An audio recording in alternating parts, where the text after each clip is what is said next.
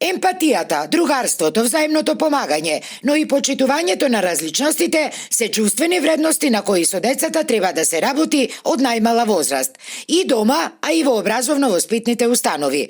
Континуираната едукација на начин прилагоден и интересен за нивната возраст е првиот чекор кон создавањето на идни здрави личности, сметаат надлежните од Прилепската јавна општинска установа Детски градинки Наша иднина. Во текот на вчерашниот ден и во текот на денешниот ден не посетува караванот од Витаминка и им овозможува на децата да уживаат во една прекрасна музичко-драмска и интерактивна представа, чија цел на представата е значи да се поттикнат кај децата емпатијата, важноста на другарството, значи почитување на меѓусебни различности и да се поттикне социоемоционалниот развој на најраната возраст.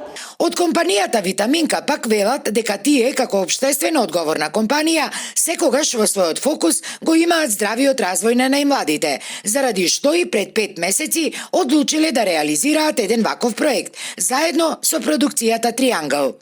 Со гордост можеме да кажеме дека преку караванот на Витаминка, насловен Роденденско другарување, допревме до срцата на над 22.000 деца или 115 градинки ширум нашата република, носејќи им вредни лекции за другарство, емпатија и почита. Нашата мисија беше да ја поттикнеме свеста за важноста на општествените вредности на забавен и интерактивен начин.